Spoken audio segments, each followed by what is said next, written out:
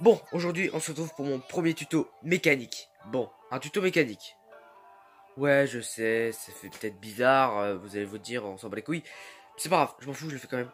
Donc c'est un tuto mécanique sur les dérailleurs, donc le réglage d'un dérailleur. Donc voilà, ici, il y a un dérailleur, je pense que vous avez reconnu, quand même.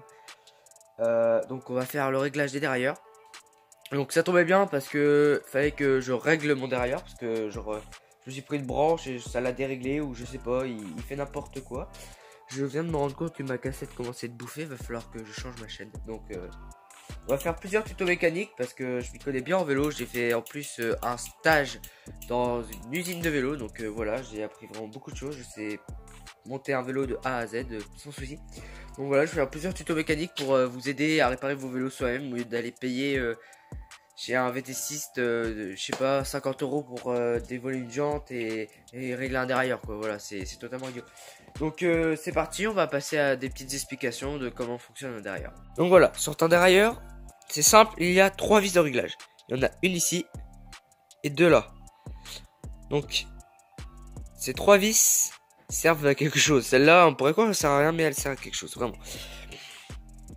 Donc c'est simple déjà. Il y a une vis pour régler les parties qui descendent. Donc voilà, jusqu'à les parties qui descendent. Donc une vis qui règle les parties qui descendent, c'est la vis intérieure. Et la vis extérieure règle les parties montantes. C'est-à-dire pour pas que la chaîne dépasse ça et aille de l'autre côté. Donc, pour régler un dérailleur, il faut que votre chaîne soit au plus petit pignon. Donc voilà, on va la mettre tout de suite. Alors, il faut pédaler, mais bon, on va la faire en mode genre, hop. Voilà, faites pas ce que je fais, normalement c'est pas bon. J'enlève juste un petit truc. Hop, voilà. Voilà, tout dernier pignon.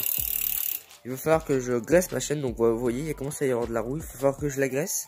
Je l'ai graissée il y a 5 jours. Voilà, elle a pris un peu l'eau. C'est pas grave. Du moment que votre chaîne n'est pas rouillée, vous pouvez ne pas vous inquiéter. Donc, déjà, ce qu'il faut faire pour régler un dérailleur, c'est enlever le câble. Donc ça, faut faire gaffe que votre câble se barre pas, sinon vous êtes dans la merde. Donc on retire le câble, on vérifie bien qu'on est sur le petit pignon ici et au shifter, et on retire le câble pour pouvoir régler les vis. Si vous réglez avec le câble, ça ne servira à rien du tout. Vous n'allez rien régler du tout.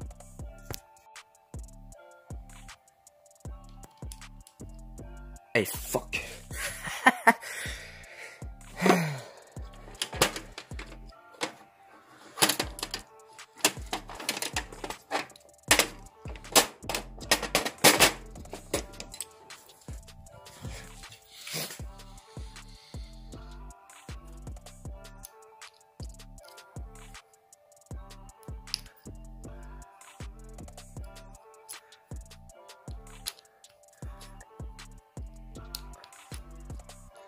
Il faut vraiment que votre câble ne soit pas sous tension.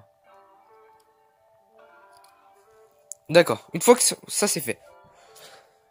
Donc vous prenez...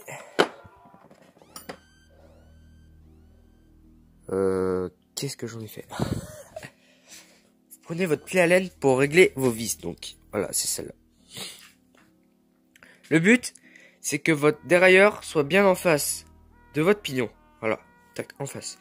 Donc là, il est à peu près en face, même un peu décalé. Donc voilà, il suffit de régler la vis intérieure.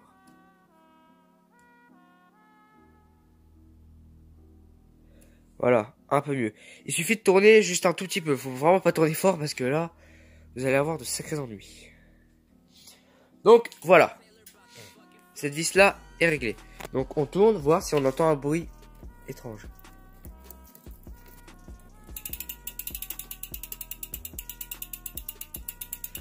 Ok, donc là on entend un bruit étrange, ça veut dire que la vis, on regarde et la vis part un peu trop là-haut. Donc du coup on resserre la vis.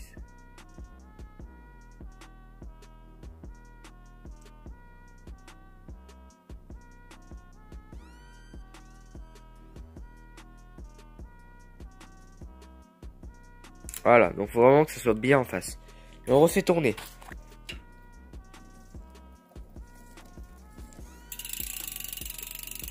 Donc ici, pour le moment, c'est nickel. Après, ce qu'on fait, c'est que il va falloir remettre le câble. Donc pour le câble, dès que vous êtes en petite, vous le tendez à max. Donc voilà, faut le tendre comme un fou. Et bien donc voilà, une fois que vous avez resserré, vous vérifiez bien que tout est bien serré. Maintenant, il va falloir passer les vitesses. Donc voir comment elle passe. Donc voilà, je vais essayer de vous caler je ne sais pas où.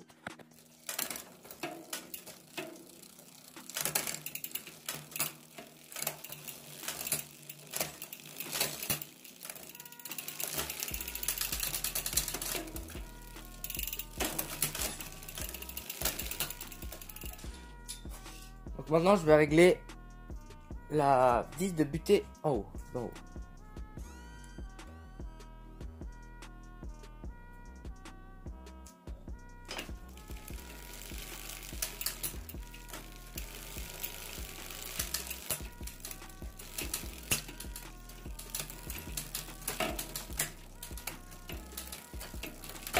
Alors la vis de butée, il faut savoir que vous pouvez la régler avec le câble tendu. C'est vraiment la vis qui sert de vis de butée d'en bas. Donc voilà.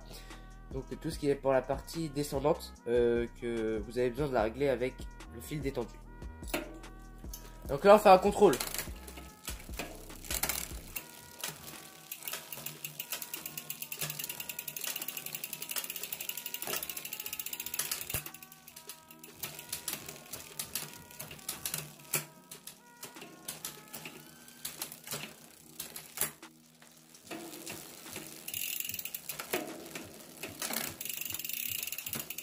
D'accord. Bon, maintenant, il va falloir régler cette vis là. C'est la vis de tension. Donc, c'est-à-dire, c'est celle qui va régler le dérailleur. Pas comme ça. Donc, moi, j'ai un problème. C'est que, en fait, quand je remonte à la première, vous voyez, mon dérailleur touche les pignons. Donc, il faut au moins, entre là et là, il faut au moins 1,5 cm. Là, je ne les ai pas. C'est pour ça qu'il va falloir que je la retende.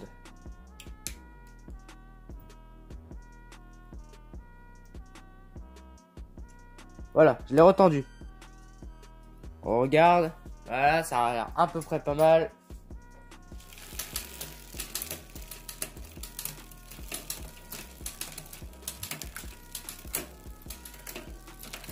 Voilà. On va voir si j'ai encore le même problème.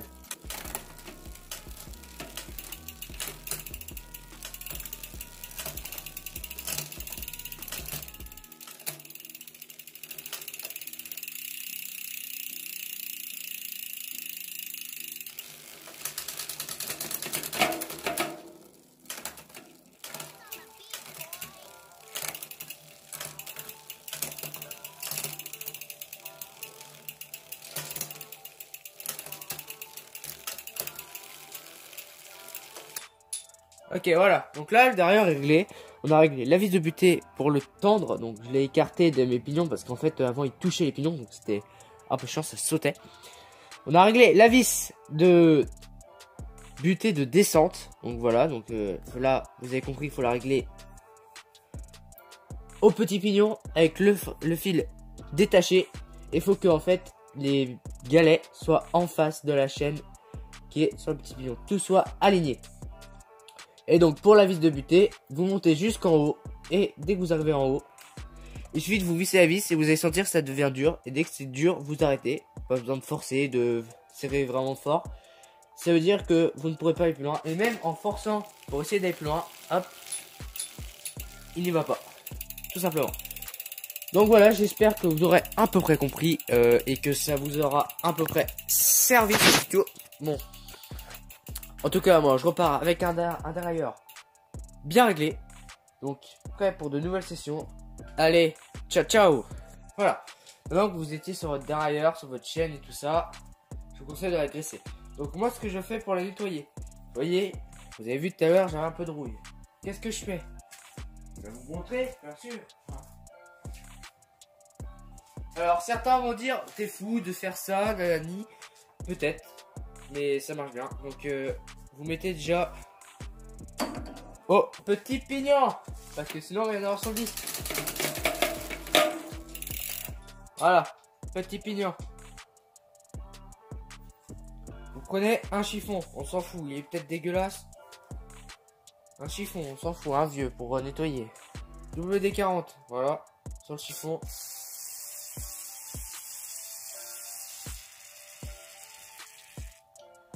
sur le chiffon, à un endroit, pour pas en mettre sur la chaîne. Et vous faites tourner à l'envers votre chaîne.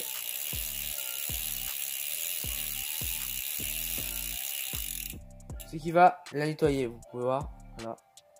Ça la nettoie. Hop.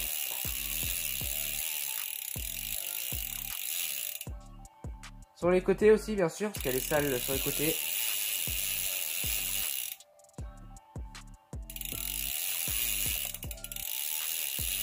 Voilà, vous regardez un peu. Normalement, elle devrait être grasse un peu. Voilà, elle est grasse. Impeccable. Maintenant, il ne faut pas faire que ça. Je vais accrocher le chiffon. Vous essuyez le WD-40 avec une partie de chiffon sec. Ou vous prenez un autre chiffon, tout simplement. Hop, vous essuyez.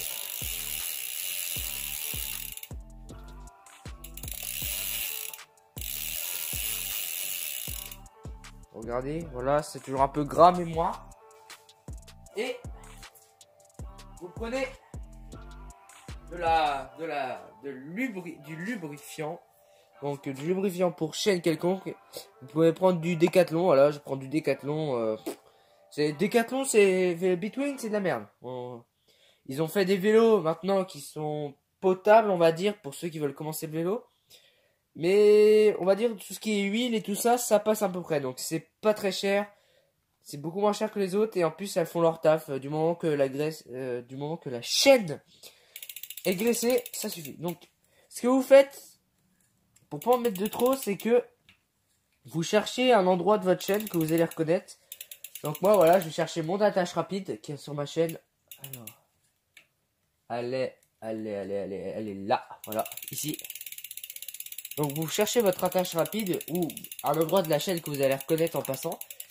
Vous partez de là. Donc vous faites que un tour en fait. Vous partez de là, vous mettez bien au milieu, hop, vous appuyez, hop, et vous partez.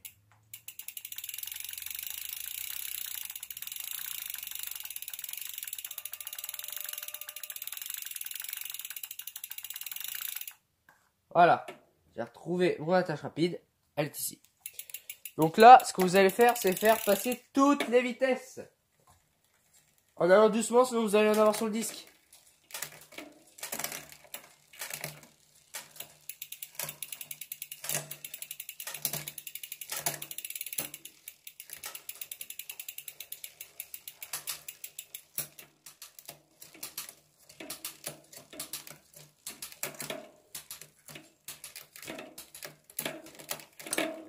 Voilà.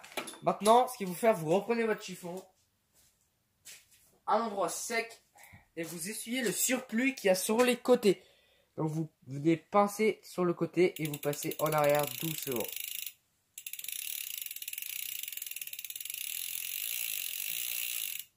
Et voilà.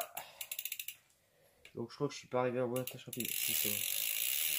Et voilà, donc surtout, n'en mettez pas sur votre cassette, car après, votre joli bruit de roue libre, vous n'allez presque plus l'entendre. Donc voilà, vraiment, vous en mettez sur la cassette grâce à la chaîne. Et ça suffit, voilà. Et là, vous pouvez partir, laisser reposer